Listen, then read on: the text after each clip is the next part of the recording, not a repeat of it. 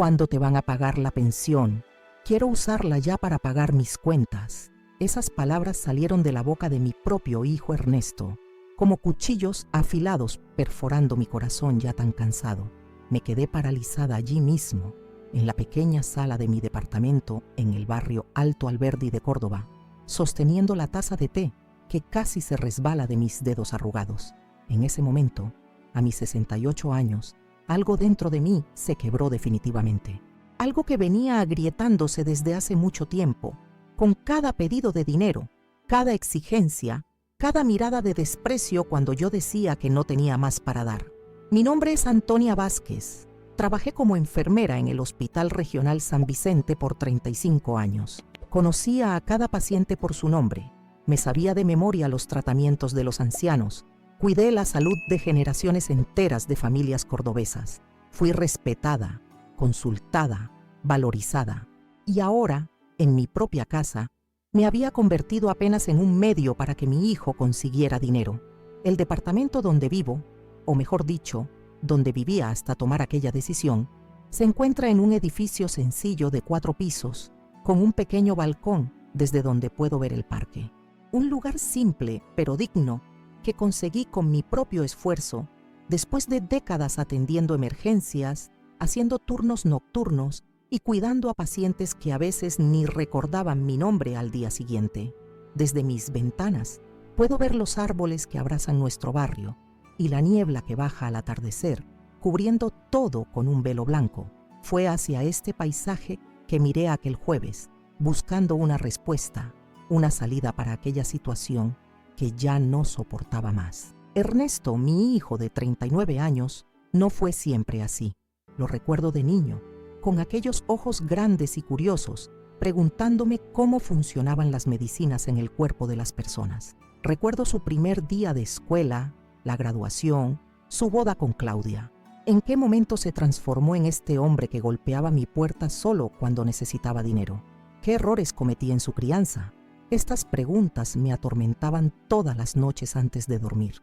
Estoy harta de esta explotación, voy a tener que hacer esto, murmuré para mí misma, mientras observaba a Ernesto caminar de un lado a otro en mi pequeña sala, gesticulando, quejándose de las deudas, del auto que necesitaba arreglar, de las cuentas atrasadas.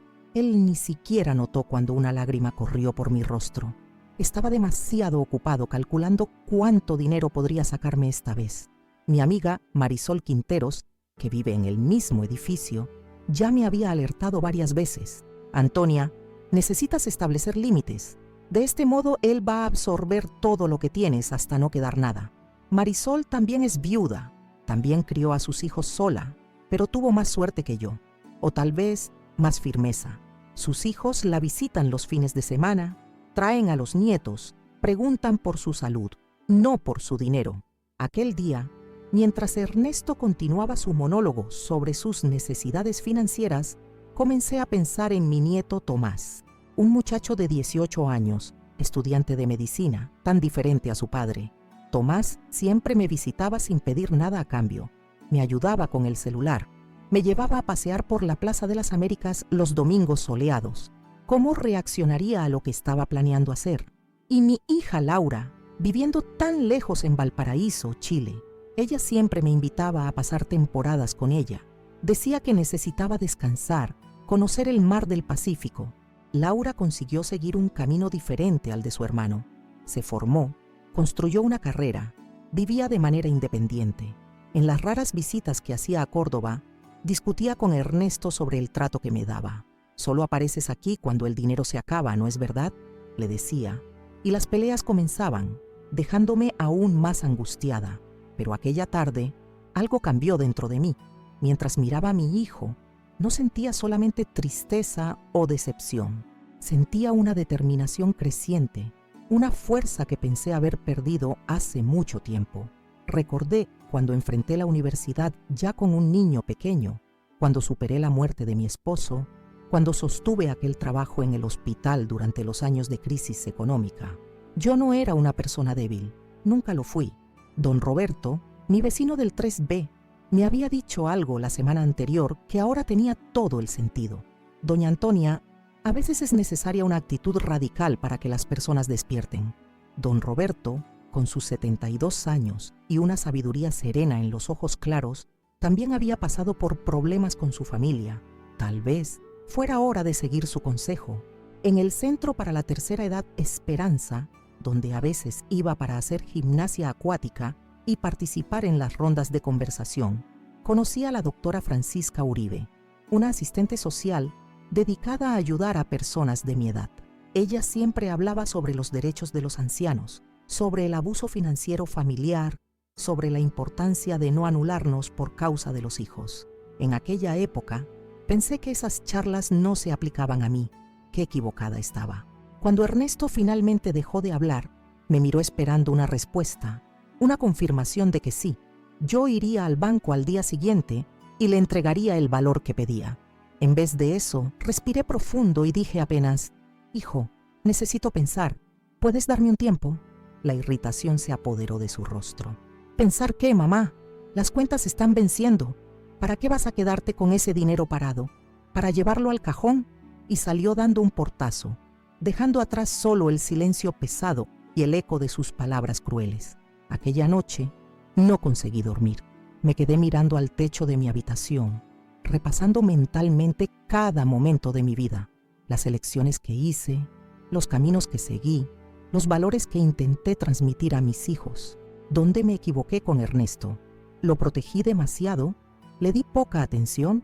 ¿O simplemente existen personas que independientemente de la crianza eligen ser así? Cuando el sol comenzó a nacer, tiñendo mi habitación con una luz dorada, ya había tomado mi decisión. Una decisión que cambiaría para siempre la dinámica de nuestra familia. Una decisión que muchos considerarían extrema, tal vez hasta cruel, pero que, en el fondo, yo sentía que era el único camino posible para recuperar mi dignidad y quizás, solo quizás, hacer que mi hijo viera lo que me estaba haciendo. Me levanté de la cama con una energía que no sentía hace años. Fui hasta el pequeño escritorio que mantenía en el segundo dormitorio del departamento, donde guardaba documentos importantes. Comencé a separar papeles, contratos, comprobantes. Hice algunas llamadas. Me puse en contacto con personas con las que no hablaba hace tiempo. Planeé cada detalle cuidadosamente. Julio Morales, mi antiguo colega del hospital, me había contado sobre una técnica que usaba para tomar decisiones difíciles: escribir 2 listas, una con los pros y otra con los contras. Hice eso. La lista de contras era aterradora. La preocupación que causaría, la desesperación que algunos sentirían, el riesgo de perder para siempre la relación con mi hijo. Pero la lista de pros tenía solo un ítem que pesaba más que todos los contras: recuperar mi vida. Abrí la ventana y dejé que la brisa fresca de la mañana cordobesa llenara mis pulmones. Observé a las personas allá abajo, comenzando sus rutinas, yendo al trabajo, viviendo sus vidas normales, con problemas normales, sin hijos que veían en ellos solo un medio para conseguir dinero. Sentí una punzada de envidia, seguida por una ola de determinación. Yo merecía más que esto. Merecía respeto, consideración, cariño. Y si no estaba recibiendo eso naturalmente, tal vez fuera hora de crear una situación donde estas cosas se volvieran evidentes por su ausencia. El viejo dicho no dice que solo damos valor a lo que tenemos cuando lo perdemos. Pues bien, tal vez fuera hora de que Ernesto sintiera lo que era perder a una madre. Me senté en el pequeño escritorio y comencé a hacer anotaciones detalladas sobre mis bienes, cuentas bancarias, seguros. Organicé todo meticulosamente, como siempre hice en el hospital. La enfermera metódica en mí asumió el control, alejando a la madre herida hacia un rincón. Era más fácil pensar así, con claridad, con objetividad. Ustedes deben estar preguntándose qué exactamente planeaba hacer. Deben estar curiosos por saber qué actitud radical era esa que consideraba. Deben estar preguntándose de dónde venía ese coraje que de repente se apoderó de mí. ¿Desde dónde estás viendo este video? ¿Ya pasaste por algo parecido? ¿Alguien de tu familia ya te explotó financieramente? ¿Te trató como un banco en vez de un ser humano con sentimientos? Todo comenzó de forma tan sutil que ni siquiera me di cuenta. Como esas enfermedades silenciosas que se instalan en el cuerpo sin dar señales, hasta que un día el diagnóstico llega como un puñetazo en el estómago. Después de trabajar 35 años como enfermera, finalmente llegó el día de mi jubilación. Recuerdo la pequeña fiesta que organizaron para mí en el Hospital Regional San Vicente.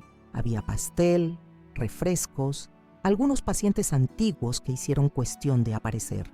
El doctor Mendoza, médico que siempre derivaba pacientes a mi sector, me regaló un reloj delicado para que puedas ahora contar las horas de descanso merecido, no más las horas de trabajo, dijo él, con aquella sonrisa amable que siempre tuvo. Todo comenzó de forma tan sutil que ni siquiera me di cuenta, como esas enfermedades silenciosas que se instalan en el cuerpo sin dar señales, hasta que un día el diagnóstico llega como un puñetazo en el estómago. Después de trabajar 35 años como enfermera, finalmente llegó el día de mi jubilación. Recuerdo la pequeña fiesta que organizaron para mí en el Hospital Regional San Vicente. Había pastel, refrescos, algunos pacientes antiguos que hicieron cuestión de aparecer. En las primeras semanas, todo ocurrió según lo planeado. Despertaba sin alarma, tomaba mi desayuno sin prisa, iba hasta la panadería y conversaba con la gente del barrio. Por las tardes, me encontraba con Marisol para caminar en la plaza o mirar algún programa en la televisión. Los fines de semana mi hija Laura a veces venía de visita, trayendo historias de su trabajo. Eran días tranquilos, exactamente como los había soñado.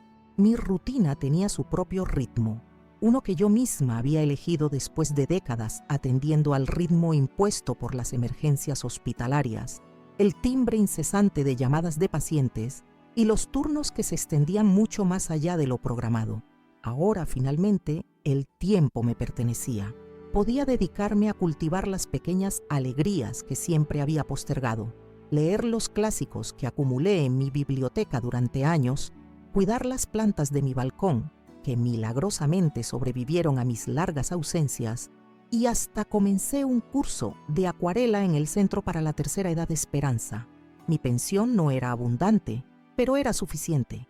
La había calculado cuidadosamente con la ayuda de un contador que atendí cuando tuvo una neumonía severa y nunca olvidó mi dedicación.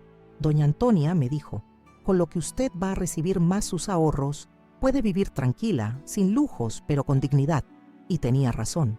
Mi departamento estaba pagado, mis necesidades eran simples y hasta me permitía pequeños gustos como ir al cine una vez por semana con Marisol o comprar dulces especiales en la panadería de don Efraín para cuando venía mi nieto Tomás. Pero entonces, Ernesto comenzó a aparecer con más frecuencia. Al principio eran visitas casuales, que me alegraban. Después de todo, era mi hijo, y aunque tuviéramos problemas a lo largo de los años, mi corazón de madre siempre se calentaba al verlo. Él venía, tomaba un café, contaba sobre su trabajo en la tienda de electrónicos que administraba con un socio, se quejaba un poco de la vida y se iba, nada fuera de lo común. Sus visitas tenían cierto patrón que no reconocí hasta mucho después. Siempre ocurrían cerca del final del mes, cuando las cuentas comenzaban a acumularse. Siempre incluían algún comentario sobre lo afortunada que era yo por tener una pensión segura. Siempre terminaban con un pequeño regalo, un paquete de galletas, un ramo de flores del mercado, que en retrospectiva eran apenas anzuelos, pequeñas inversiones para pescar algo mucho mayor, hasta que un día llegó con una expresión preocupada. Se sentó a la mesa de la cocina mientras yo preparaba el almuerzo y comenzó a hablar sobre algunas dificultades financieras que estaba enfrentando. El socio había hecho una inversión mala, las ventas estaban cayendo, los impuestos aumentando. La conversación fluía normalmente, hasta que soltó la primera frase que debería haberme alertado. Mamá, estaba pensando, no estás usando mucho de tu dinero de la jubilación ahora, ¿verdad? Digo, vives una vida simple, no viajas mucho, no tienes grandes gastos. Dejé de cortar las papas que preparaba y lo miré. Bueno, estoy guardando para emergencias, Ernesto, y tal vez para un viaje más largo el año que viene. ¿Por qué? Es que estoy necesitando un préstamo, temporal, claro, solo hasta que la tienda se recupere. Prometo que te devuelvo en 3 meses máximo.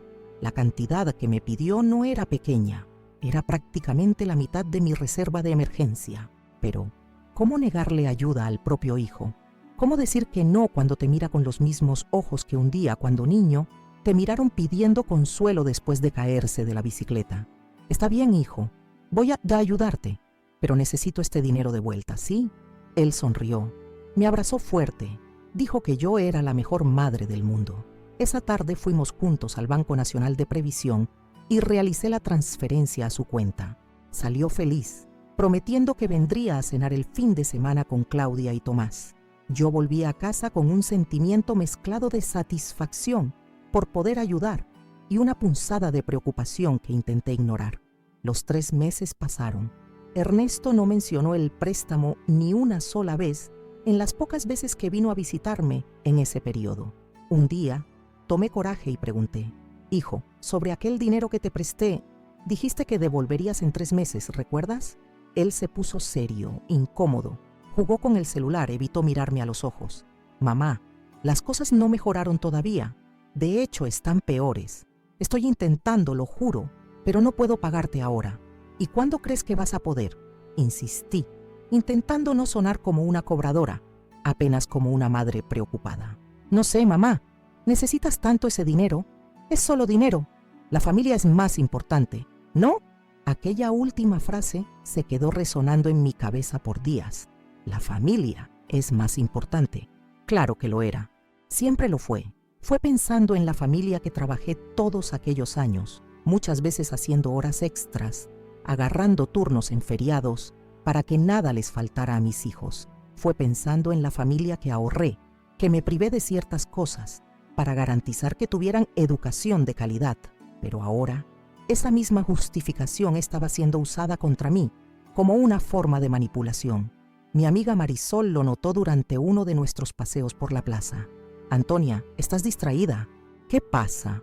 Y le conté sobre el préstamo, sobre la falta de pago, sobre la culpa que sentía por estar preocupada por el dinero cuando se trataba de mi propio hijo. «No es el dinero lo que te preocupa, Antonia», me dijo con esa sabiduría que solo dan los años y las desilusiones. «Es la falta de respeto, la manipulación. Conozco bien esa historia.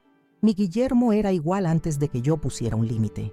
«¿Cómo pusiste un límite?», pregunté, curiosa y desesperada a la vez, diciéndole no, simple y directo. «No, hijo, no puedo prestarte más dinero». Fue duro. No me habló por semanas, pero después volvió y nuestra relación ahora es más sana. Prometí intentarlo. Prometí ser más firme la próxima vez, pero cuando Ernesto apareció 2 meses después con una nueva crisis, con una nueva historia sobre lo difícil que estaba la economía, sobre cómo podría perder la tienda si no conseguía cierta cantidad, cedí nuevamente. Y así, otra vez y otra vez. Una visita especialmente dolorosa fue cuando vino con Claudia, su esposa. Los dos se sentaron en mi sala, tomaron el té que les ofrecí, comieron las galletas que había horneado especialmente para la ocasión, pensando ingenuamente que venían solo para verme. Y entonces comenzaron el teatro ensayado. «Antonia, realmente no querríamos molestar, pero estamos en una situación desesperada», comenzó Claudia, con ojos que parecían a punto de llorar. «El banco está amenazando con ejecutar la hipoteca, y si perdemos la casa, Tomás tendría que abandonar la universidad porque está muy lejos de donde tendríamos que mudarnos». Miré a mi hijo, buscando una confirmación o una desmentida de esta historia alarmante. Él solo asintió, con una expresión que parecía decir: «Te lo dije, mamá, las cosas están realmente mal. No necesito decir que abrí mi corazón y mi cuenta bancaria una vez más». No podía soportar la idea de que mi nieto, el estudioso y dedicado Tomás, tuviera que abandonar sus estudios de medicina. No podía imaginar a mi familia sin un techo, viviendo en condiciones precarias, así que entregué casi todos mis ahorros restantes, con la promesa solemne de que esta vez sería la última, que ellos se reorganizarían, que en cuanto pudieran comenzarían a devolverme aunque fuera de a poco. 2 semanas después, mientras esperaba en la fila del supermercado para pagar mis compras cada vez más modestas, había tenido que recortar gastos después del último préstamo. Vi a Claudia entrar. No me vio o fingió no verme. Llevaba bolsas de una tienda cara del centro comercial y en su muñeca brillaba una pulsera que definitivamente no tenía la última vez que nos vimos. Salí de la fila, dejando mi carrito a un lado, y me fui a casa con el corazón pesado y los ojos húmedos. Esa noche, navegando por las redes sociales, Tomás me había enseñado a usar internet básico para mantenerme conectada. Vi algo que terminó de romper mi corazón ya agrietado. Fotos de Ernesto y Claudia en un resort de lujo en las sierras, brindando con champán al lado de una piscina de borde infinito. La fecha de las fotos, exactamente una semana después de su visita desesperada a mi casa. Me sentí enferma, literalmente enferma. Mi presión arterial, siempre controlada a pesar de mi edad, se disparó tanto que tuve que llamar a Marisol para que me llevara al hospital. Ironías de la vida, terminé siendo atendida en la misma sala de emergencias donde trabajé por décadas. Mi antiguo colega, el doctor Sánchez, me miró con preocupación mientras tomaba mi presión. Antonia, esto no es normal en ti. ¿Qué está pasando? Le conté todo. Sobre los préstamos, sobre las mentiras, sobre las fotos del resort, sobre cómo me sentía usada, traicionada, manipulada por mi propio hijo. Sánchez escuchó en silencio, asintiendo ocasionalmente, con esa mirada comprensiva que los buenos médicos desarrollan. ¿Sabes lo que veo aquí, Antonia? Veo abuso financiero contra una persona mayor, y no es menos grave por venir de tu propio hijo. De hecho, es más grave, porque explota el amor y la confianza. ¿Abuso? Es una palabra muy fuerte, Esteban. Es la palabra correcta, y como tu médico y amigo, te digo que esto está afectando tu salud. Tu presión, que siempre fue ejemplar, está peligrosamente alta. Tienes signos de ansiedad crónica. No duermes bien, ¿verdad? Negué con la cabeza. Las noches habían sido difíciles últimamente, con pensamientos circulares sobre el dinero, sobre cómo llegaría a fin de mes, sobre qué haría si realmente ocurría una emergencia. Necesitas poner un límite, Antonia, por tu propio bien, por tu salud. Salí del hospital con una receta para medicamentos para la presión y una determinación renovada de enfrentar a Ernesto, de decirle no, de establecer límites claros. No sería fácil, pero era necesario para mi supervivencia física y emocional. La oportunidad llegó más rápido de lo que esperaba. Apenas 2 semanas después de mi visita al hospital, Ernesto apareció en mi puerta un domingo por la tarde. No había llamado antes, no había avisado que vendría. Simplemente golpeó la puerta con esa urgencia que solo tienen las personas que quieren algo de inmediato. Abrí, ya sabiendo en mi corazón que vendría. Y efectivamente, después de un saludo rápido, de un beso en la mejilla que parecía más una formalidad que un gesto de afecto, vino la inevitable solicitud. Mamá, necesito dinero para arreglar el auto. Se rompió completamente y sin él no puedo trabajar, no puedo llevar mercadería, no puedo visitar clientes. Son solo 3,000 pesos. Te los devuelvo en cuanto pueda. Respiré profundo, recordando las palabras del doctor Sánchez, la mirada comprensiva de Marisol, la pulsera brillante en la muñeca de Claudia. Y finalmente, después de tanto tiempo siendo una fuente inagotable de recursos para mi hijo, dije la palabra que debería haber dicho desde el principio. No. Ernesto me miró como si no hubiera entendido, como si yo hubiera hablado en un idioma desconocido. ¿Cómo que no? Mamá, es una emergencia. Necesito el auto para trabajar. Lo entiendo, hijo, pero no tengo más dinero para prestarte. Los préstamos anteriores nunca fueron pagados. Mis ahorros están agotados. Mi pensión apenas cubre mis gastos básicos. Su rostro comenzó a transformarse. La máscara de hijo preocupado se deslizó, revelando algo más oscuro, más amenazador. No te creo. Siempre fuiste ahorradora. Siempre tuviste dinero guardado. Estás escondiendo algo, ¿no? Es por Laura. ¿Le estás dando a ella y no a mí? No es eso, Ernesto. Simplemente ya no tengo más para dar. Tú y Claudia se llevaron todo en estos últimos años. Fue entonces cuando explotó. El rostro se contorsionó en una expresión que nunca había visto antes. La voz subió varias octavas. ¡Es mentira! Estás escondiendo dinero porque no quieres ayudar a tu propio hijo. Prefieres vernos pasando necesidad antes que abrir mano de tu comodidad. Intenté mantener la calma, explicar nuevamente la situación, pero él no escuchaba. Caminaba de un lado a otro en la sala, pateando muebles, golpeando puertas. En determinado momento, agarró un portarretratos con una foto nuestra antigua, de cuando él era niño, y lo lanzó contra la pared. El vidrio se hizo añicos por el suelo, junto con los fragmentos de nuestra relación. Ese episodio violento me dejó temblando por horas después de que él se fue. Llamé a Marisol, que vino de inmediato y se quedó conmigo aquella noche, preocupada de que mi presión arterial se disparara nuevamente. Fue durante esa larga noche de insomnio que comencé a considerar medidas más drásticas. Si decir no resultaba en violencia, en destrucción, en amenazas, ¿qué opciones me quedaban? La respuesta vino de una fuente inesperada. Al día siguiente, mientras limpiaba los pedazos de vidrio del portarretratos roto, Marisol había insistido en ayudar, pero esto quería hacerlo yo misma, como un ritual de duelo, por lo que alguna vez fue una relación madre-hijo saludable. Sonó el teléfono. Era Laura, mi hija, llamando desde Valparaíso como hacía cada semana para saber cómo estaba. Normalmente le contaba versiones suavizadas de mi vida, ocultando los problemas con Ernesto para no preocuparla o generar más conflictos entre hermanos. Pero aquel día, con los dedos cortados por los vidrios rotos y el corazón igualmente en pedazos, no pude mantener la fachada. Le conté todo, sobre los préstamos, sobre las mentiras, sobre el estallido violento del día anterior, sobre cómo me sentía atrapada en un ciclo de abuso que no parecía tener salida. Hubo un largo silencio del otro lado de la línea. Casi podía visualizar a Laura procesando todo esto, su mente analítica, tan parecida a la mía cuando era joven, buscando soluciones. Mamá, esto no puede continuar.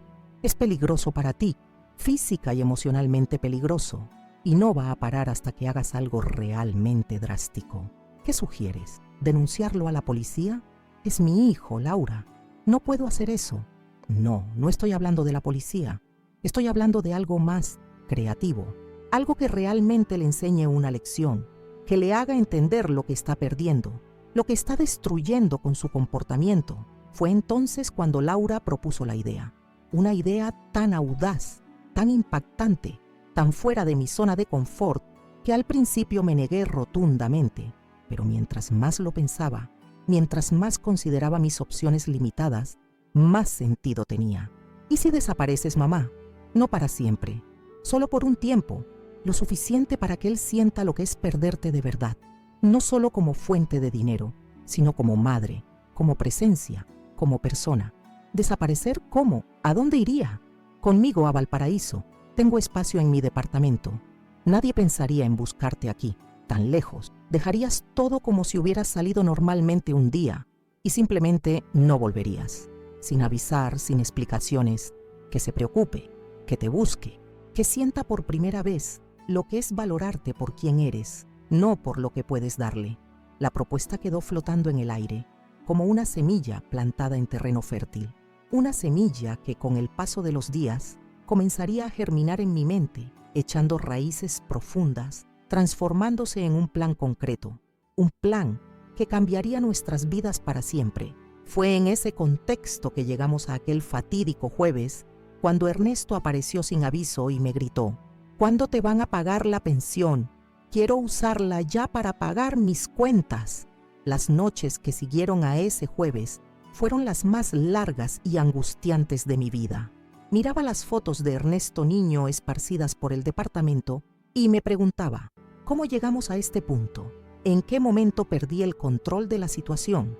¿Cómo permití que el amor maternal se transformara en una relación tan enfermiza y desequilibrada? Conversé con don Roberto, mi vecino, durante una tarde en que tomábamos café en el área común del edificio. Él escuchó todo en silencio, sin juzgar, apenas asintiendo ocasionalmente.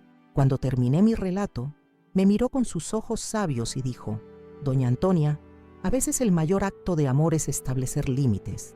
A veces, para salvar a alguien que se está ahogando, necesitas alejarte un poco, o los dos se hundirán juntos». Las palabras de don Roberto quedaron conmigo, fermentando junto con mi dolor y mi recién descubierta indignación.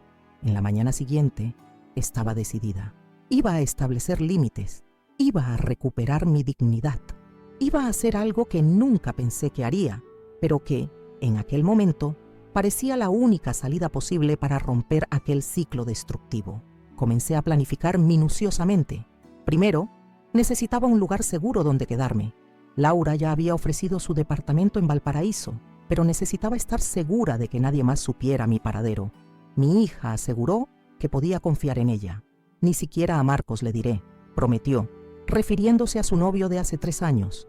Luego, estaba el asunto del dinero. Mi cuenta bancaria estaba prácticamente vacía gracias a los préstamos de Ernesto, pero aún tenía algunos ahorros en efectivo escondidos en mi closet, dentro de una vieja caja de zapatos que había pertenecido a mi madre. No era mucho, pero sería suficiente para el pasaje a Chile y para mantenerme durante unas semanas hasta que pudiera acceder a mi pensión desde allá. También necesitaba crear un rastro falso, algo que hiciera que la gente pensara que salí normalmente un día y simplemente desaparecí. No quería levantar sospechas de que había planeado irme. «Deja una nota diciendo que vas a la farmacia», sugirió Laura por teléfono. Algo cotidiano, normal, que no levante alarmas inmediatas. Y finalmente, necesitaba un plan para mi eventual regreso, porque no planeaba desaparecer para siempre, solo lo suficiente para sacudir a Ernesto hasta el núcleo de su ser, para hacerle sentir la ausencia no de su banco personal, sino de su madre. «¿Cuánto tiempo crees que sea necesario?», pregunté a Laura durante una de nuestras llamadas secretas, realizadas desde un teléfono público para evitar cualquier rastro. «No sé, mamá. ¿Cuánto tiempo crees que necesitará para realmente entender lo que ha perdido? Para valorarte como persona, no como fuente de dinero». Reflexioné sobre eso. ¿1 mes? ¿2? ¿Más?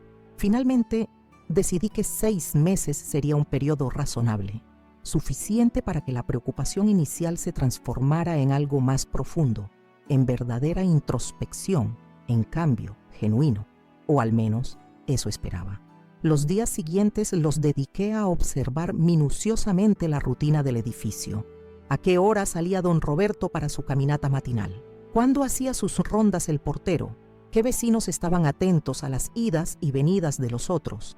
Necesitaba encontrar el momento perfecto para salir sin ser notada, o al menos sin levantar sospechas. También comencé a retirar pequeñas cantidades de mis documentos personales y llevarlos a una caja de seguridad en el banco. Mi certificado de nacimiento, mi título de enfermera, fotos antiguas que no quería arriesgarme a perder. Lo hacía de a poco, para no levantar sospechas si alguien entraba a mi departamento durante mi ausencia. Una tarde, cuando regresaba del banco después de dejar algunos documentos más, me encontré con Tomás en la entrada del edificio. Mi nieto venía a visitarme, algo que hacía regularmente los martes después de sus clases en la Facultad de Medicina. «Abuela», exclamó con esa sonrisa amplia que siempre iluminaba mi día.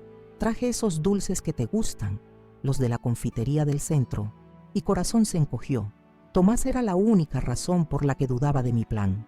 No quería hacerle daño, no quería que se preocupara por mí. Él, a diferencia de su padre, siempre había sido atento, considerado, genuinamente interesado en mi bienestar. «Gracias, mi amor», dije, abrazándolo quizás un poco más fuerte de lo normal. «¿Cómo van tus estudios?». Subimos a mi departamento mientras él me contaba animadamente sobre sus clases, sus profesores, sus aspiraciones de especializarse en pediatría. «Como el tío Miguel», dijo, refiriéndose al hermano de mi difunto esposo, un pediatra respetado en Santiago. Mientras preparaba mate para ambos, lo observé discretamente. ¿Debería contarle mi plan? ¿Confiar en él? Era un joven maduro para su edad, sensato, confiable, pero también era leal a su padre, a pesar de que seguramente había presenciado algunas de sus manipulaciones hacia mí. «Tomás», dije finalmente, decidiendo probar el terreno. «¿Tu papá te contó que vino a verme la semana pasada?». Su expresión cambió sutilmente, un leve fruncimiento de ceño, una tensión en la mandíbula. «No», no me dijo. «¿Pasó algo?». «Me pidió dinero». De nuevo, Tomás suspiró profundamente bajando la mirada hacia su mate. «Abuela, lo siento. De verdad lo siento. Sé que lo hace constantemente y no es justo para ti. No es solo el dinero, Tomás. Es la manera en que me trata cuando le digo que no puedo darle más. La última vez se puso violento, rompió cosas». Mi nieto levantó la mirada alarmado. «¿Te lastimó?». «No físicamente, pero emocionalmente, sí, mucho». Hubo un silencio largo, pesado. Tomás parecía estar procesando esta información, luchando internamente con la imagen que tenía de su padre y esta nueva revelación. «Debería hablar con él», dijo finalmente. «Esto no puede seguir así». «No, por favor», respondí rápidamente. «Solo empeoraría las cosas. Yo encontraré una manera de manejarlo». Cambiamos de tema después de eso, pero noté que Tomás estaba más pensativo, más callado. Cuando se despidió, me abrazó nuevamente con fuerza. «Te quiero mucho, abuela. Nunca lo olvides». «Yo también te quiero, mi niño», respondí, sintiendo un nudo en la garganta. «Más de lo que imaginas». Después de que se fue, lloré. Lloré pensando en el dolor que mi desaparición causaría a Tomás. Lloré pensando en las noches que pasaría preocupado, preguntándose dónde estaba su abuela, si estaba bien, si estaba viva siquiera. Me sentí egoísta, cruel incluso. ¿Valía la pena causar tanto sufrimiento a un ser inocente para enseñar una lección a su padre? Pero entonces recordé las palabras de Ernesto, su expresión al exigir mi pensión como si fuera un derecho, la violencia de sus acciones. Recordé cómo me sentí, usada, menospreciada, reducida a una máquina dispensadora de dinero. Y supe que, por doloroso que fuera, mi plan era necesario, no solo para mí, sino para todos nosotros, para romper un ciclo tóxico que solo empeoraría con el tiempo. La fecha de mi partida se acercaba. Había elegido un martes, día en que el edificio estaba más tranquilo porque muchos vecinos iban al mercado central, donde los precios eran más bajos. Laura ya había enviado el dinero para mi pasaje a Valparaíso, a nombre de una amiga suya que vivía en Córdoba y que me lo entregaría discretamente. El lunes previo a mi partida, recibí una llamada inesperada. Era Claudia, la esposa de Ernesto. «Antonia, ¿cómo estás? Hace tiempo que no nos vemos». Su voz sonaba falsamente dulce, como siempre que quería algo. Ya conocía bien ese tono. «Estoy bien, Claudia. Algo ocupada ahora mismo. Oh, no te robaré mucho tiempo. Solo quería saber si podríamos pasar a visitarte mañana. Ernesto y yo. Hay algo importante que queremos discutir contigo. Mañana, el día de mi partida». Un escalofrío recorrió mi espalda. «Mañana no es bueno para mí, Claudia. Tengo un control médico». «¿En serio? ¡Qué lástima! Y por la tarde, podríamos pasar después de tu control». Insistente, como siempre. «No sé a qué hora terminaré. Mejor dejémoslo para otro día». Hubo un silencio del otro lado de la línea. Casi podía visualizarla, recalculando su estrategia. «Es algo urgente, Antonia, sobre Tomás, su universidad». Manipuladora hasta el final. Sabía exactamente qué botones presionar. «¿Qué pasa con Tomás? ¿Está bien?» Sí, está bien, es solo que... Bueno, preferiría discutirlo en persona. Es delicado». Respiré profundamente. No iba a caer en su trampa esta vez. «Claudia, si es tan urgente, puedes decírmelo ahora, por teléfono». Otro silencio. Luego un suspiro teatral. «Es su matrícula. Subió y con todo lo que hemos gastado en la tienda últimamente, no podemos cubrirla. Pensamos que quizás podrías ayudarnos. Solo por esta vez». Siempre era solo por esta vez. Siempre era urgente. Siempre era la última vez que te pedimos. «Lo siento, Claudia. No puedo ayudarlos. Ya no tengo dinero para prestarles. Pero Antonia, es el futuro de tu nieto. ¿Realmente vas a dejarlo tirado así?» La rabia comenzó a burbujear dentro de mí. Rabia por la manipulación descarada, por la mentira evidente. Sabía por el propio Tomás que su matrícula estaba pagada por adelantado para todo el año, por el descaro de usar a mi nieto como moneda de cambio. «Claudia, sé perfectamente que la matrícula de Tomás está pagada hasta fin de año. Él mismo me lo dijo la semana pasada». Un silencio helado del otro lado de la línea. Luego un cambio abrupto de tono. «Bueno, no es exactamente la matrícula, son otros gastos. Libros, materiales. Tú sabes cómo es la universidad. Siempre piden algo». «No, Claudia, no les daré más dinero. Ni mañana ni nunca más. Y por favor no usen a Tomás para manipularme. Es despreciable». Colgué antes de que pudiera responder. Mi corazón latía aceleradamente.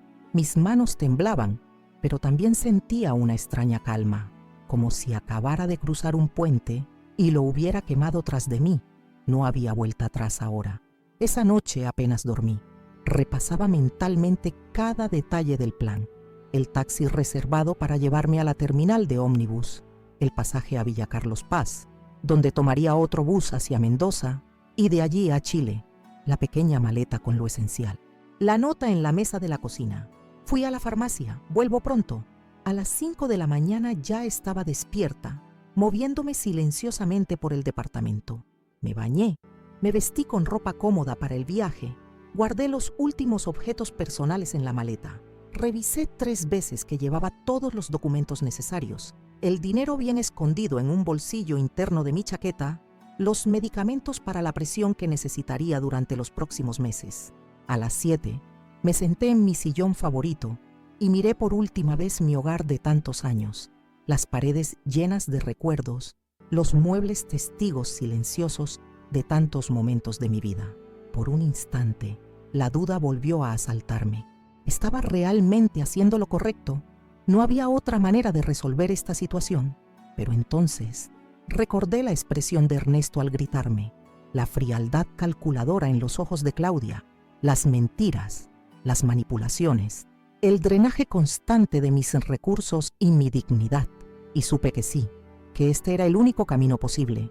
A las 7:30, cuando el edificio comenzaba a despertar, pero aún estaba tranquilo, tomé mi maleta y salí del departamento.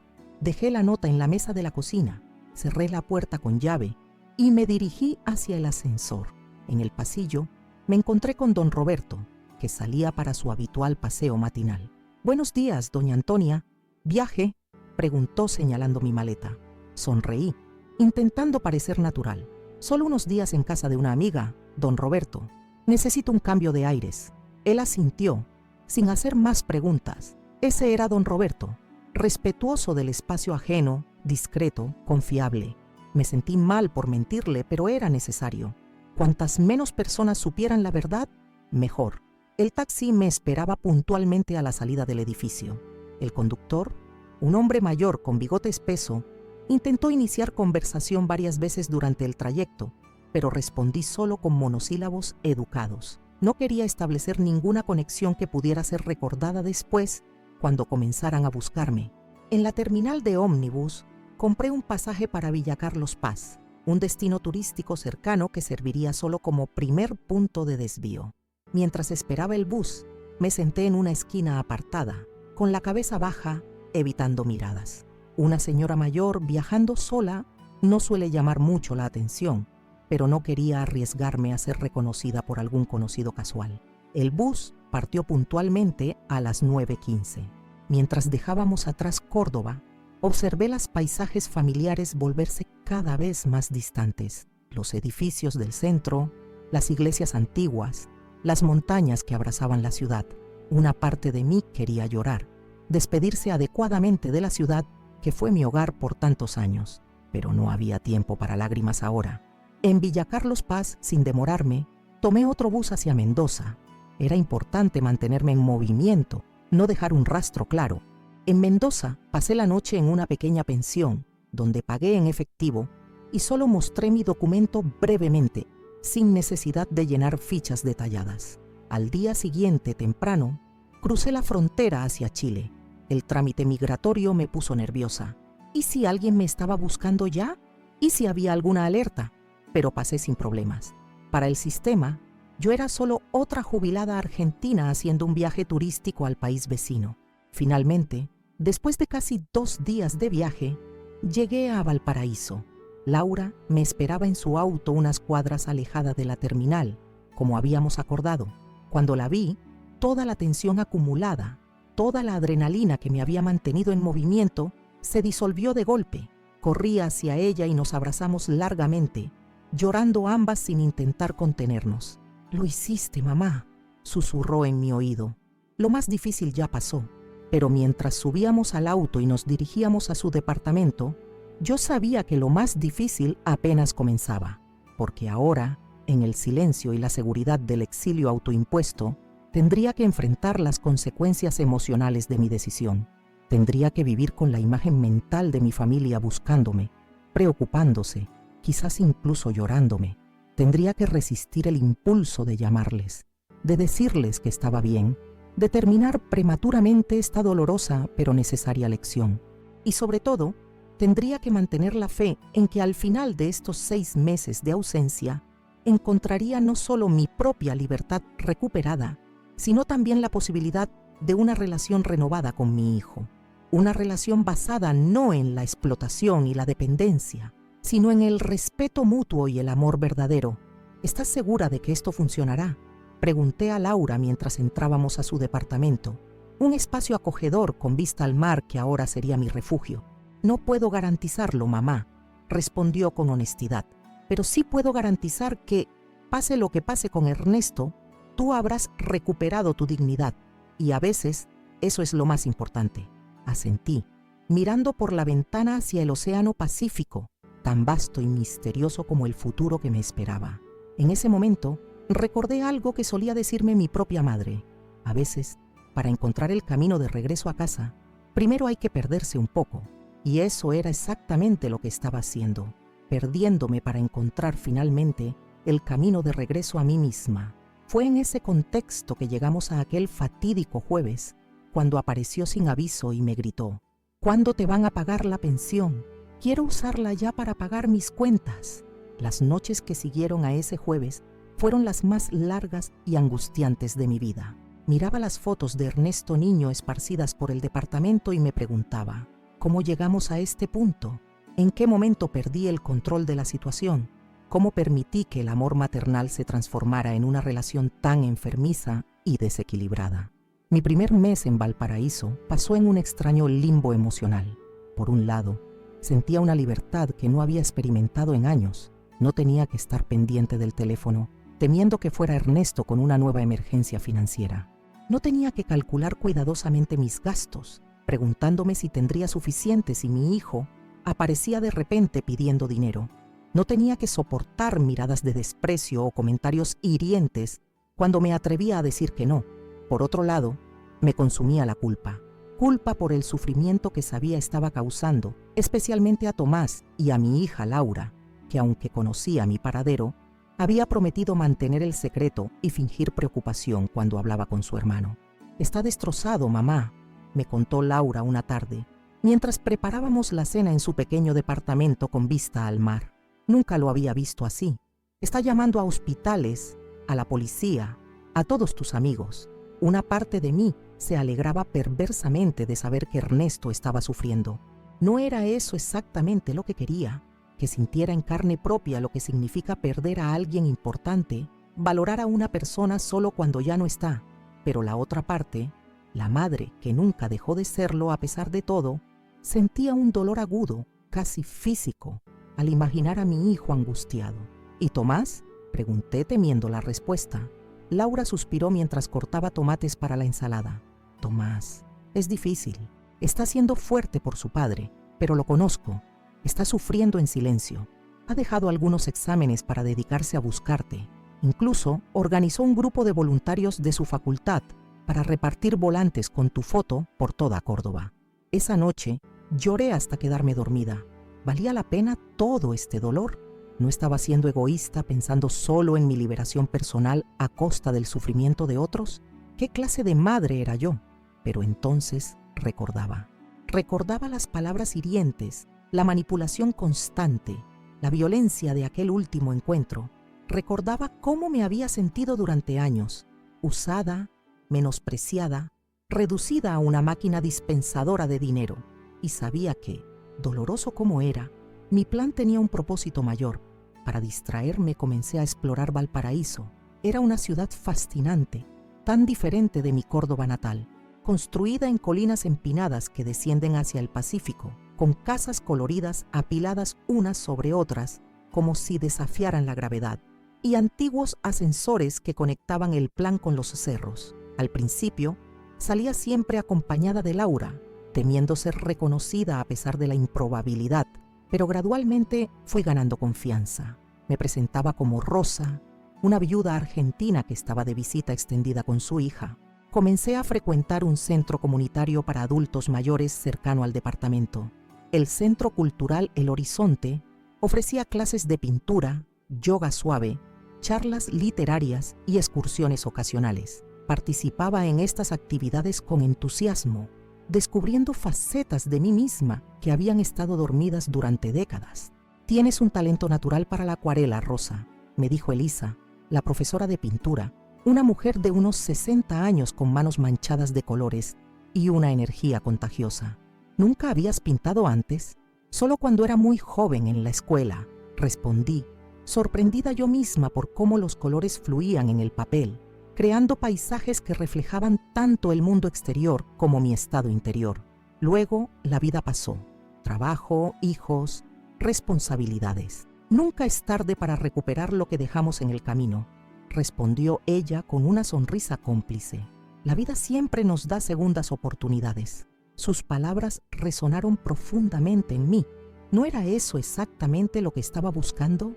Una segunda oportunidad, no solo para mí y para mi relación con Ernesto, sino para todos nosotros. A mediados del segundo mes de mi desaparición, Laura me mostró algo que me dejó sin aliento. Un reportaje en un noticiero cordobés sobre mi caso. Allí estaba yo, en una foto reciente, sonriendo en el último cumpleaños de Tomás. El presentador hablaba con tono grave sobre la misteriosa desaparición de Antonia Vázquez, respetada ex enfermera del Hospital Regional San Vicente, vista por última vez saliendo de su departamento hacia la farmacia. Y luego, la imagen cambió a Ernesto. Estaba de pie frente al edificio donde vivía, con ojeras profundas y el rostro marcado por la preocupación.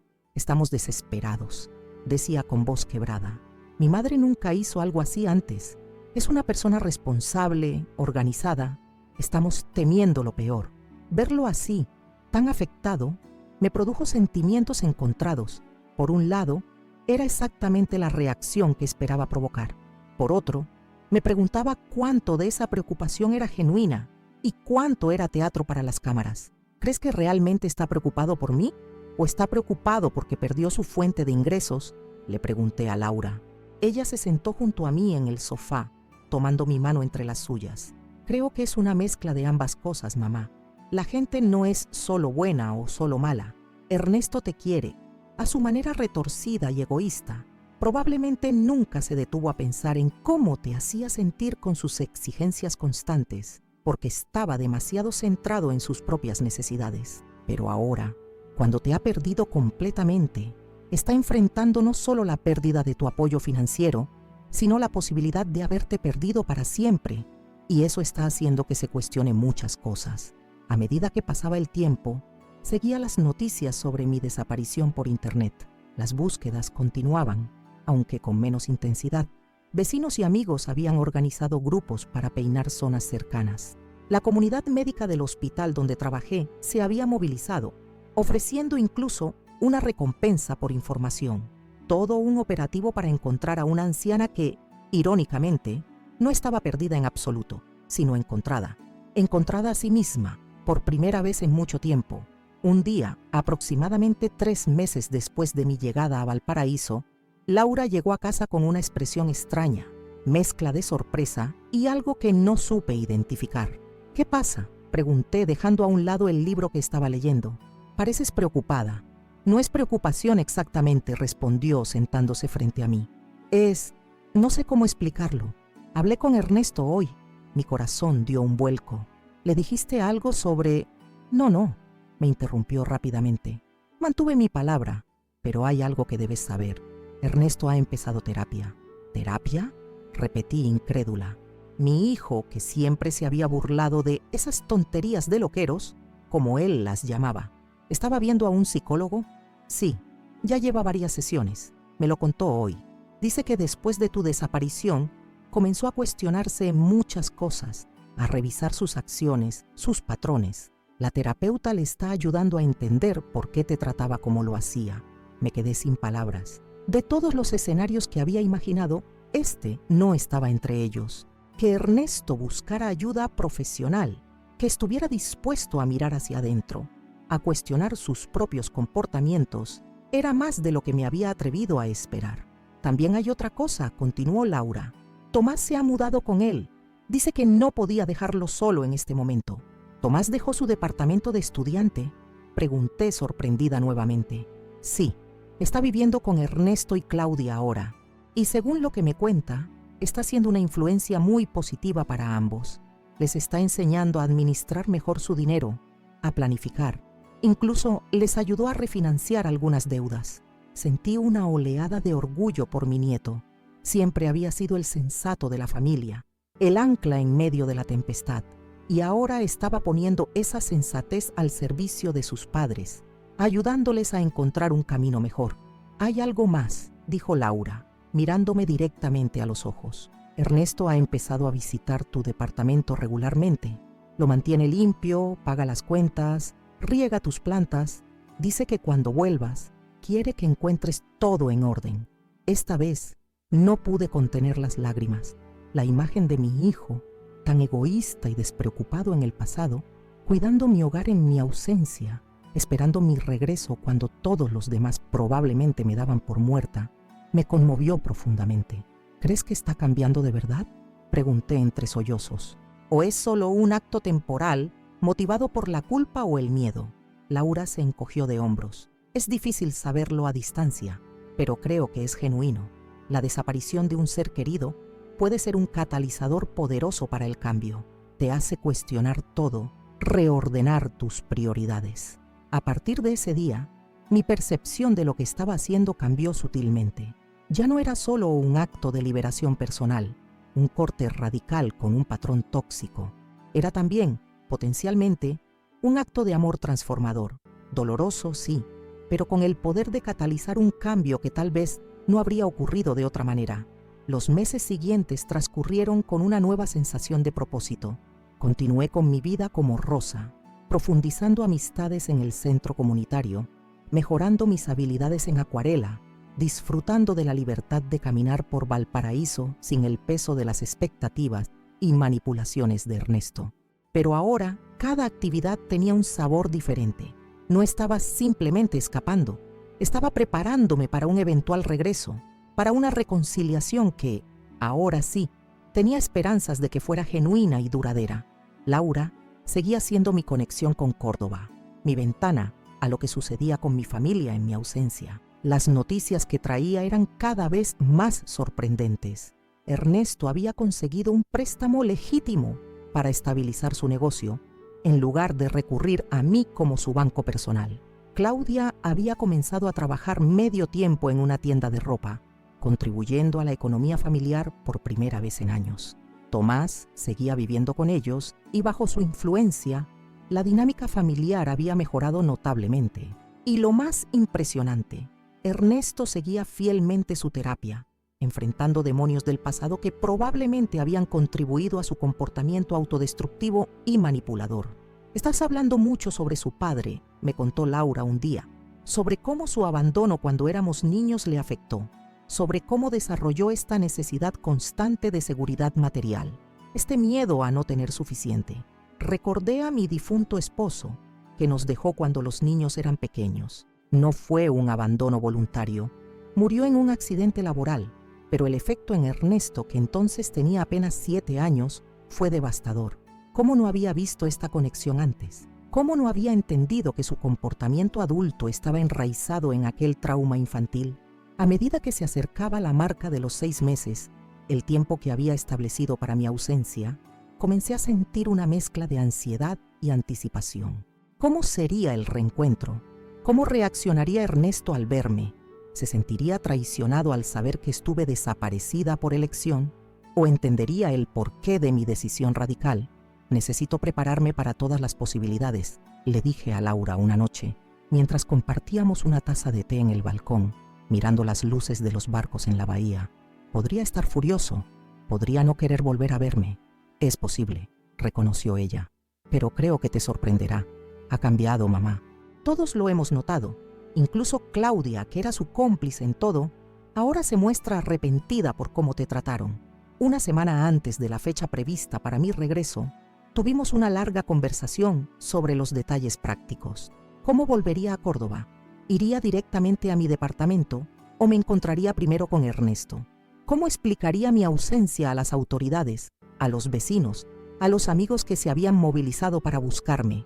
Creo que deberías ir directamente a casa de Ernesto, sugirió Laura. Sin aviso previo, el impacto será mayor, y es importante que veas su reacción genuina, no una que haya tenido tiempo de ensayar. Acordamos que ella no lo acompañaría. Este era un asunto entre mi hijo y yo, un círculo que debía cerrarse de la misma manera en que se abrió, cara a cara, sin intermediarios. Los últimos días en Valparaíso fueron agridulces. Me despedí de las amistades que había hecho en el centro comunitario, inventando una historia sobre tener que regresar a Argentina por asuntos familiares. Elisa, la profesora de pintura, me regaló un set de acuarelas profesionales. Para que sigas pintando, Rosa. Tienes un don que no debes desperdiciar. Guardé cuidadosamente mis pinturas, mis libros, los pequeños recuerdos que había acumulado durante estos meses. No sabía si volvería algún día a Valparaíso, pero sabía que una parte de mí, la parte que había florecido en libertad, que había redescubierto antiguos talentos y pasiones, regresaría conmigo a Córdoba. La noche antes de mi partida, Laura y yo preparamos una cena especial. Hablamos durante horas, recordando momentos de su infancia, compartiendo esperanzas para el futuro, reflexionando sobre todo lo que había cambiado en estos 6 meses. ¿Sabes qué es lo más irónico? Dije, mientras servía un poco más de vino. Vine aquí huyendo, buscando libertad de la explotación financiera de Ernesto, y terminé encontrando mucho más que eso. Encontré partes de mí misma que había olvidado que existían. Laura sonrió, tomando mi mano a través de la mesa. Tal vez ese era el verdadero propósito de todo esto, mamá. No solo enseñarle a Ernesto a valorarte, sino recordarte a ti misma cuánto vales. La mañana de mi partida amaneció con una niebla fina cubriendo Valparaíso, como un velo que separaba el pasado del futuro. Mientras preparaba mi maleta, la misma con la que había llegado, ahora llena de nuevas experiencias y perspectivas, sentí una extraña calma.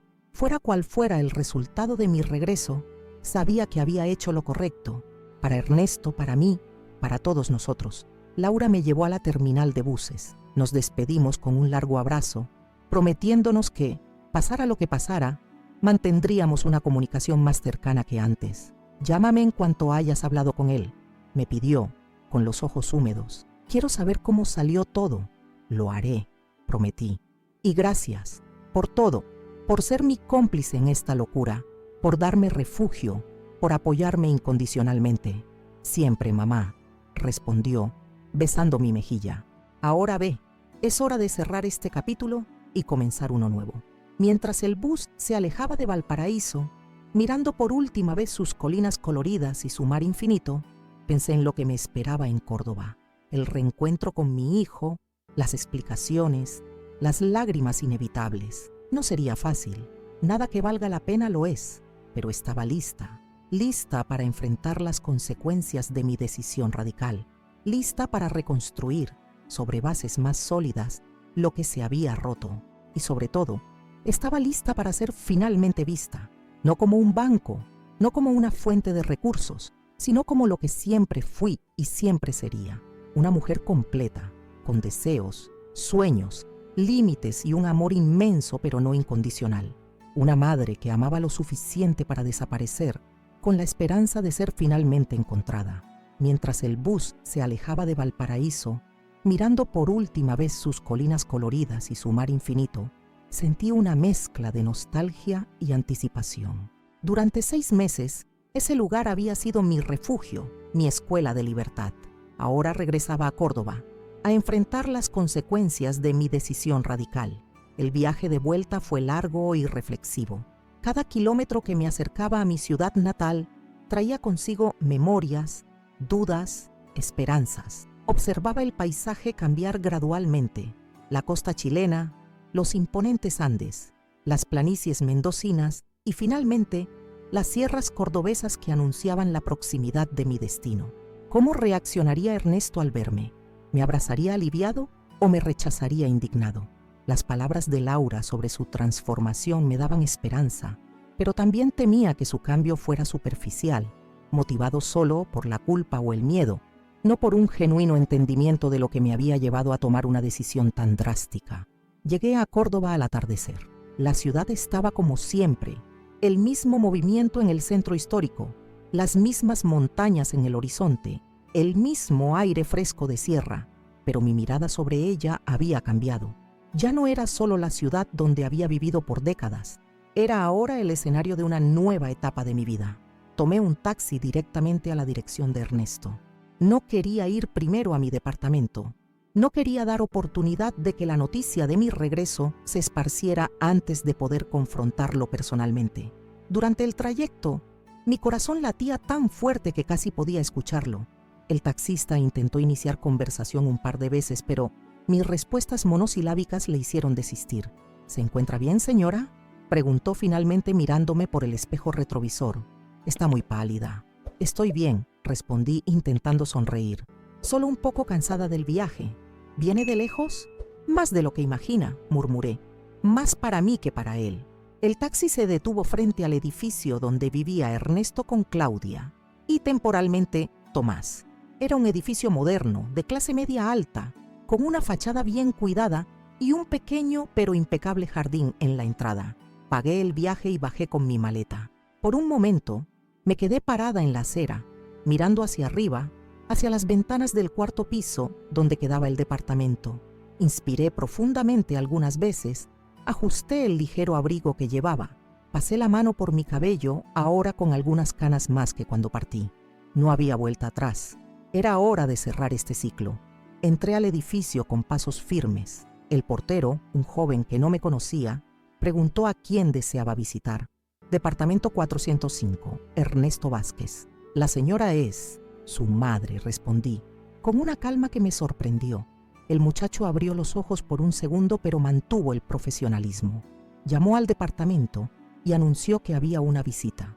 No mencionó mi nombre, tal vez por instinto, tal vez por haber percibido que había algo especial en aquella situación. Ernesto autorizó mi subida, sin saber quién realmente estaba llegando. El ascensor subió lentamente hasta el cuarto piso. Cada segundo parecía una eternidad. Cuando las puertas se abrieron, caminé por el pasillo silencioso hasta la puerta del 405. Toqué el timbre y esperé, sosteniendo el asa de mi maleta con tanta fuerza que los nudillos de mis dedos se pusieron blancos. La puerta se abrió. Ernesto estaba allí, delante de mí, vistiendo una camiseta simple y pantalones vaqueros. Por un instante eterno, nos quedamos solamente mirándonos. Vi sus ojos agrandarse en shock, su boca abrirse sin emitir sonido, el color abandonar su rostro como si hubiera visto un fantasma. ¿Mamá? La palabra salió como un susurro quebrado. Hola, hijo. Él retrocedió tambaleante, apoyándose en la pared del pasillo. Sus piernas parecían a punto de ceder. Lágrimas inmediatas llenaron sus ojos y un sonido gutural, medio sollozo, medio gemido, escapó de su garganta. Mamá, eres tú. Estás viva. Entré al departamento calmadamente, cerrando la puerta tras de mí. La sala estaba arreglada, pero noté algunos cambios desde la última vez que estuve allí. Había más libros en las estanterías, menos objetos de decoración caros e innecesarios. Y, curiosamente, más fotos de familia, incluyendo varias mías que no estaban allí antes. Ernesto continuaba parado, recostado contra la pared, como si temiera que yo desapareciera si parpadeaba o se movía. Las lágrimas ahora corrían libremente por su rostro. ¿Dónde? ¿Cómo? Todos pensamos que estabas muerta. Buscamos en todos los lugares. Hasta había una investigación policial. Lo sé, dije, colocando mi maleta en el suelo y sentándome en el sofá de la sala. Seguí todo por internet. Él se acercó lentamente, como si yo fuera una aparición que pudiera disiparse en cualquier momento. Se sentó en el sillón frente a mí, inclinándose para mirar más de cerca mi rostro, confirmando para sí mismo que era realmente yo. ¿Estuviste escondida todo este tiempo? ¿Por qué, mamá? ¿Por qué harías esto con nosotros? Había dolor genuino en su voz, pero también algo más, un principio de comprensión quizás, como si, en el fondo, ya supiera la respuesta a su propia pregunta. Para enseñarte el valor de una madre viva, no solo el valor de la pensión que recibe. Respondí con la frase que ensayé tantas veces durante aquellos 6 meses. El impacto de aquellas palabras fue visible. Ernesto bajó la cabeza, cubriéndose el rostro con las manos. Sus hombros se sacudieron con sollozos silenciosos. Me quedé observando aquella escena, sintiendo una mezcla compleja de emociones, compasión, tristeza, pero también una extraña sensación de que estaba haciendo lo correcto, de que este momento doloroso era necesario para ambos. Después de algunos minutos, él levantó el rostro. Parecía haber envejecido años en aquel breve periodo. Me lo merecía, dijo, con una voz ronca y baja. Después de que desapareciste, comencé a darme cuenta, a recordar todo lo que hice, cómo te traté, las exigencias, las manipulaciones, cómo solo te buscaba cuando necesitaba dinero. Se levantó Fue hasta la estantería y tomó una carpeta. Volvió, se sentó nuevamente y colocó la carpeta sobre la mesa de centro entre nosotros. Estos son todos los recibos de terapia de los últimos 5 meses. Comencé 3 semanas después de tu desaparición. La terapeuta dijo que necesitaba enfrentar mis demonios, entender por qué te trataba de aquella forma. Abrí la carpeta, hojeando los recibos, las anotaciones, los ejercicios terapéuticos que él había hecho. Era real. No era una actuación para conmoverme. Mi hijo realmente había buscado ayuda. Tomás se mudó para acá después de que desapareciste, continuó. Dijo que no podía dejarme solo en aquel momento. Fue él quien sugirió la terapia en realidad. Él siempre vio lo que yo no conseguía ver, cómo te estaba destruyendo poco a poco. En aquel momento oímos la llave girando en la cerradura. La puerta se abrió y Claudia entró cargando algunas bolsas del supermercado. Cuando me vio sentada en el sofá, las bolsas se le resbalaron de las manos, esparciendo frutas y paquetes por el suelo. «Doña Antonia», su voz era casi inaudible. «Hola, Claudia».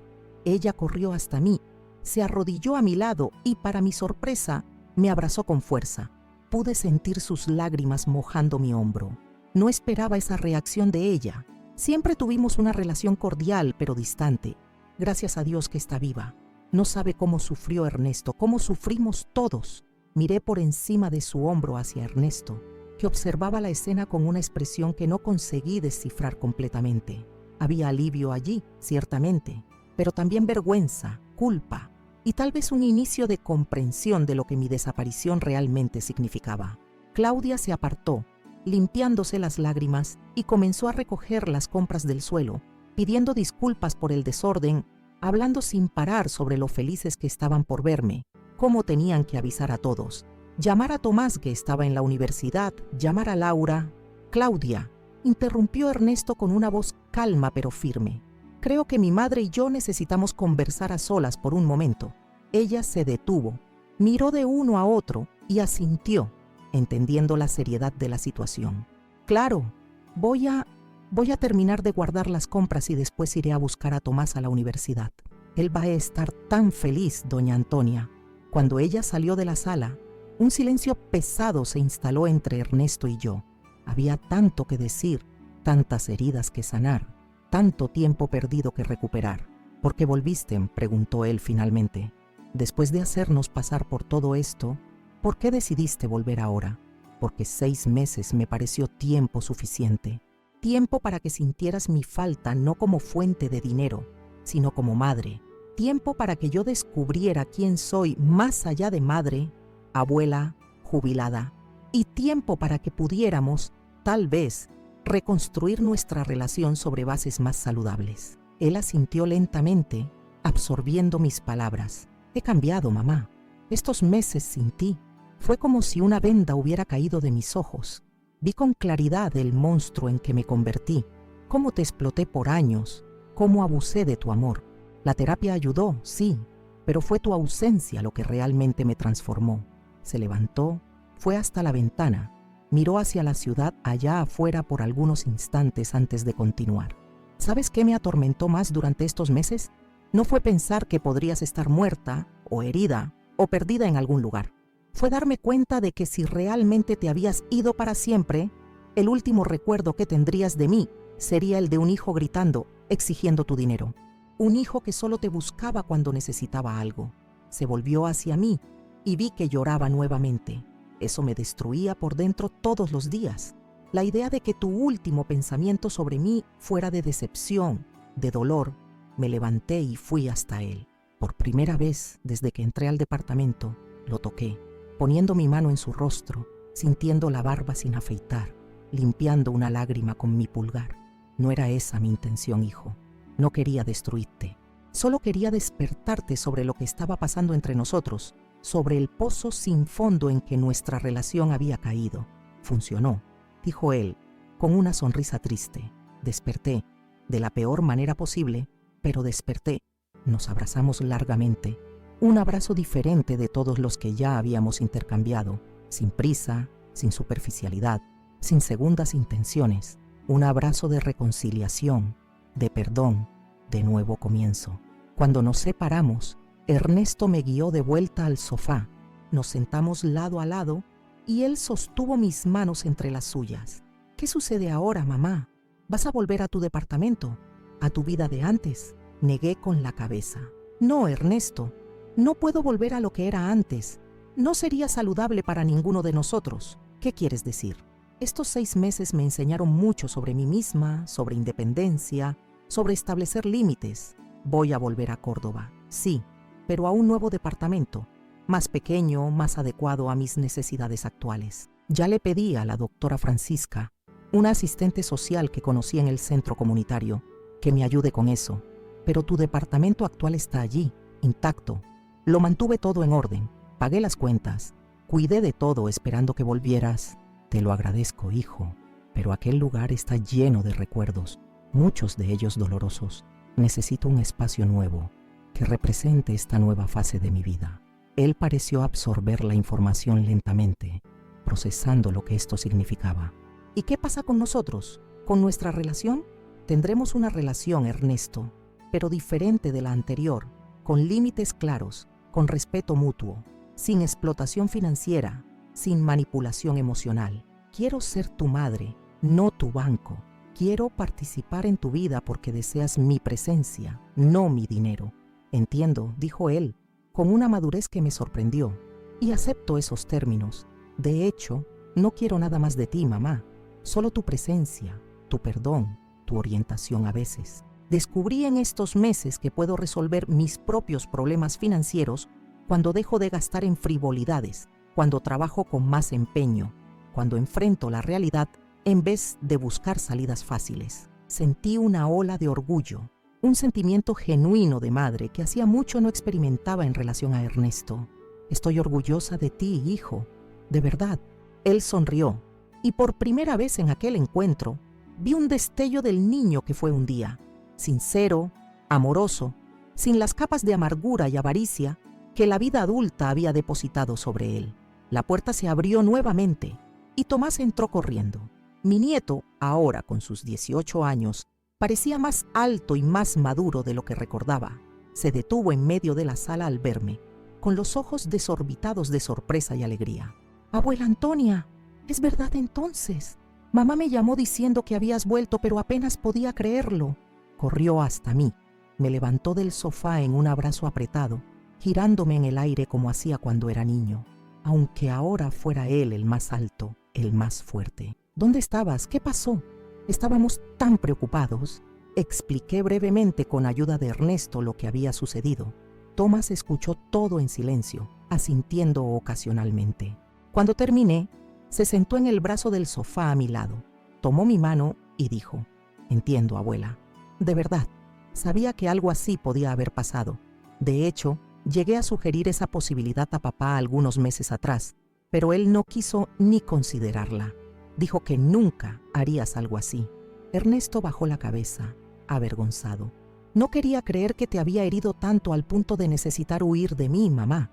Aquella noche fue larga, llena de conversaciones difíciles, de lágrimas, de reconciliaciones. Claudia preparó una cena especial y nos sentamos los 4 a la mesa como una familia, algo que no sucedía hacía años. Hablamos sobre el pasado, sobre los errores, sobre el futuro que queríamos construir juntos. Dormí en la habitación de huéspedes del departamento de Ernesto, en una cama confortable, con sábanas limpias que tenían el aroma suave del suavizante que usaba Claudia. Antes de dormir, miré por la ventana hacia la ciudad iluminada allá afuera y sentí una paz profunda que no experimentaba hacía mucho tiempo.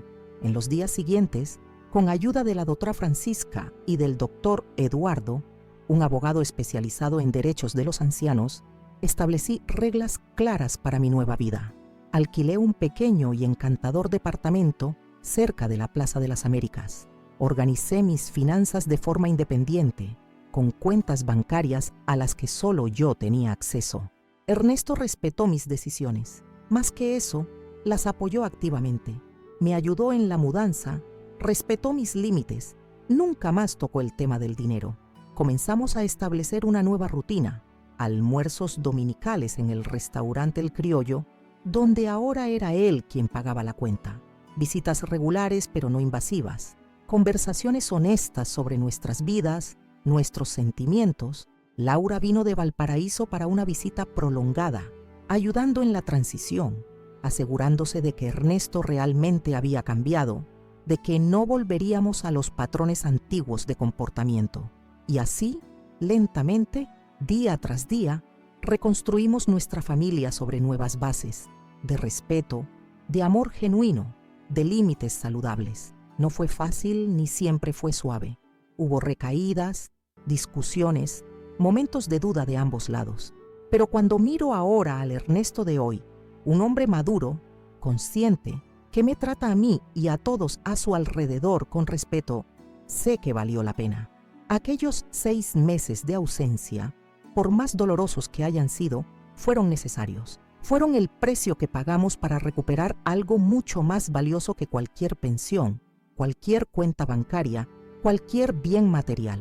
Recuperamos nuestra dignidad, recuperamos nuestra familia, recuperamos cada uno a su manera a nosotros mismos. Una tarde, mientras tomábamos café en la terraza de mi nuevo departamento, con vista a la plaza donde los niños jugaban y los ancianos jugaban al ajedrez, Ernesto me preguntó algo que claramente lo había estado carcomiendo. Mamá, ¿cómo supiste que esto funcionaría? Tu desaparición, quiero decir. ¿Cómo supiste que no empeoraría las cosas? Que no me volvería más amargado, más resentido. Reflexioné antes de responder, observando el vapor que ascendía de mi taza. No lo sabía con certeza, hijo. Fue un acto de fe, en cierto modo. Fe en que, en el fondo, el niño dulce y sensible que criaste seguía allí, bajo todas esas capas de resentimiento y miedo. Fe en que, cuando enfrentaras la posibilidad real de haberme perdido para siempre, verías las cosas con más claridad. Él asintió pensativo. Fue un gran riesgo. La vida es riesgo, Ernesto. Siempre. Quedarse atrapada en una relación tóxica también era un riesgo, el riesgo de perderme a mí misma completamente. Permanecimos en silencio por un momento, dejando que esa verdad se asentara entre nosotros. Te quiero, mamá, dijo finalmente, con una sencillez que hizo que mis ojos se humedecieran. No solo por lo que haces por mí, sino por quién eres, por tu fuerza, tu sabiduría, incluso por tu capacidad de tomar decisiones radicales cuando son necesarias. Yo también te quiero, hijo. Siempre te quise. Incluso cuando tuve que desaparecer para que lo vieras. Nos quedamos allí, lado a lado, viendo el sol ponerse sobre Plaza de las Américas, testigos silenciosos de un nuevo comienzo.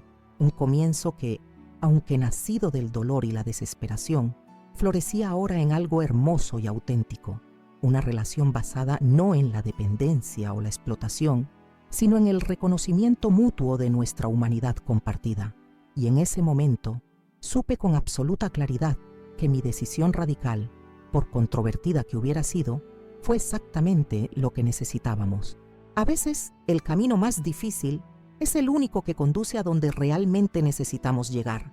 Mi historia no es fácil de contar, ni debe haber sido fácil de escuchar.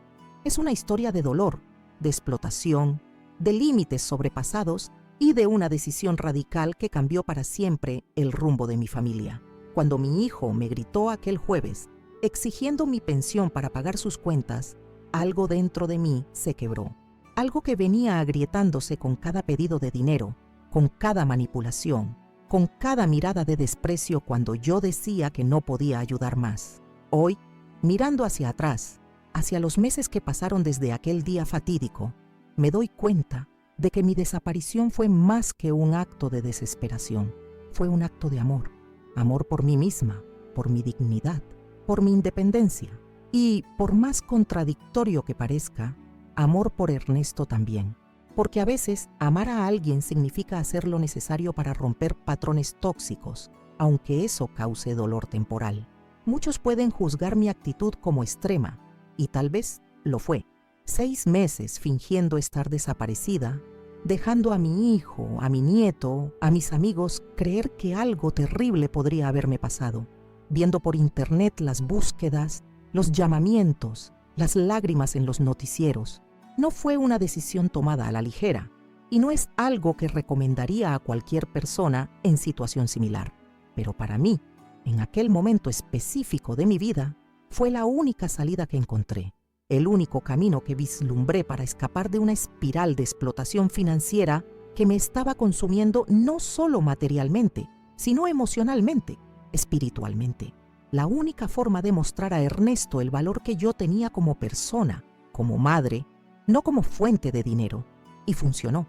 El hijo que reencontré 6 meses después no era el mismo que había gritado exigiendo mi pensión. Era un hombre transformado por el dolor de la pérdida, por la culpa, por la autorreflexión forzada que mi ausencia provocó. Un hombre que había iniciado terapia, que había repensado sus valores, que había reconstruido su vida sin depender financieramente de mí. Claro que no todo fue perfecto. La reconciliación tuvo momentos difíciles. Hubo lágrimas, recriminaciones, dudas. Hubo días en que me pregunté si no había cometido un error terrible, si el sufrimiento que causé no fue desproporcionado al problema que enfrentábamos. Hubo noches en que desperté sobresaltada, pensando en cómo mi decisión afectó no solo a Ernesto, sino a Tomás, a Laura, a mis amigos, a mi comunidad. Pero cuando veo lo que conquistamos hoy, una relación basada en respeto mutuo, en límites claros, en amor genuino, sé que valió la pena. Cuando almorzamos juntos los domingos y conversamos sobre nuestras vidas sin tensión, sin pedidos velados de dinero, sin manipulación. Cuando veo a Ernesto trabajando honestamente, administrando sus propias finanzas, siendo un mejor padre para Tomás, un mejor esposo para Claudia. Cuando veo el orgullo en los ojos de mi nieto cuando habla de su padre, un orgullo que antes no existía. Mi historia, al final de cuentas, es sobre valentía.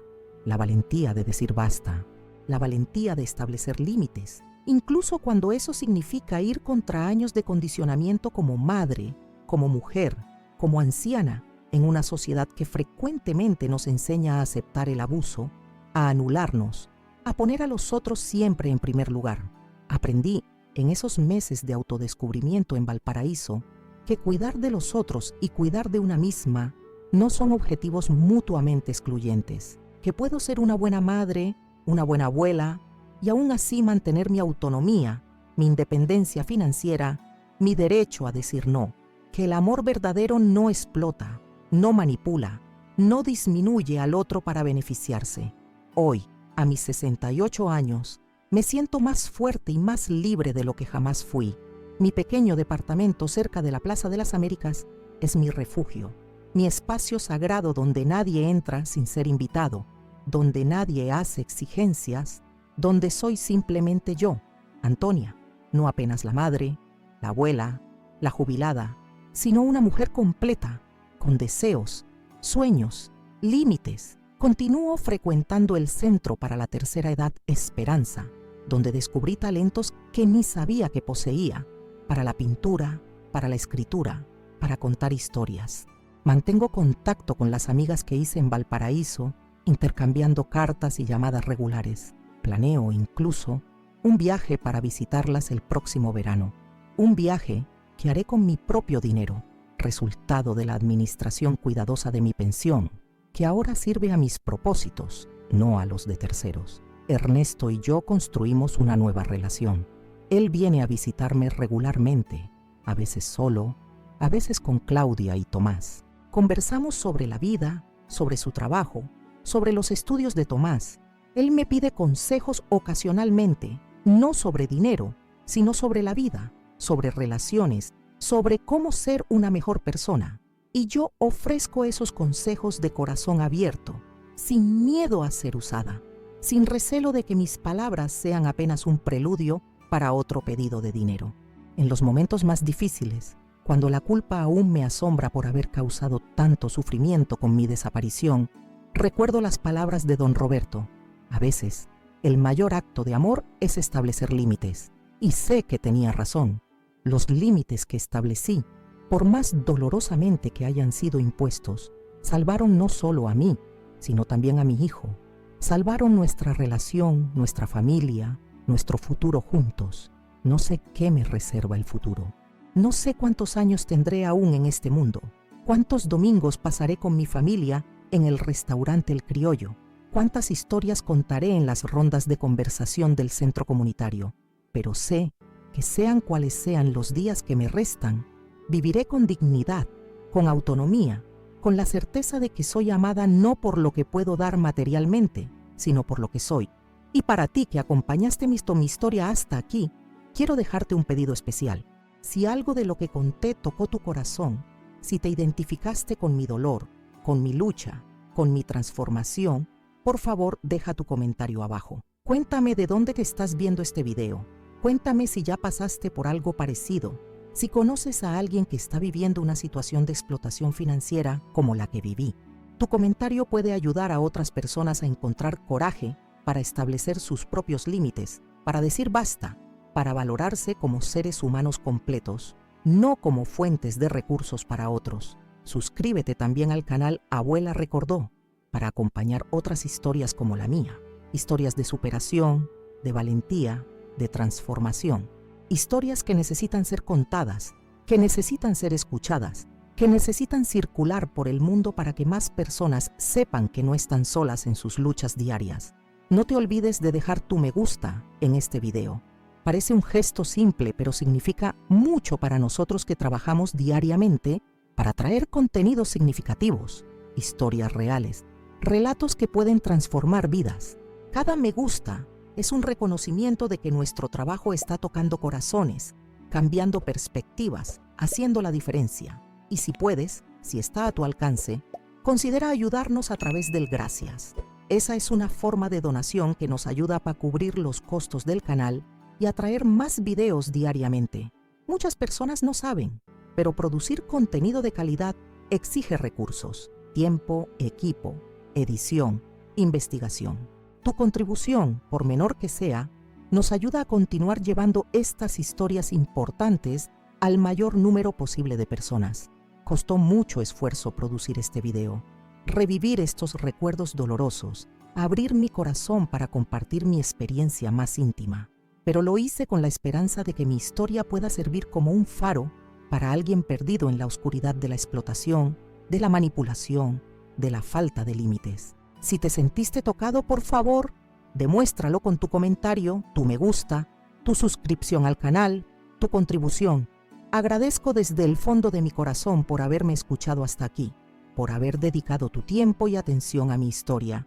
Y recuerda, nunca es tarde para establecer límites, para valorarte, para recomenzar. Yo lo hice a los 68 años, después de décadas de pasividad. Tú también puedes, sea cual sea tu edad, tu situación, tu pasado. Hasta el próximo video en el canal Abuela Recordó. Espero encontrarlos a todos nuevamente, con más historias, más reflexiones, más transformaciones. Hasta entonces, cuídate, valórate y recuerda siempre, tu valor no está en lo que puedes dar a los demás, sino en el ser humano maravilloso y único que eres.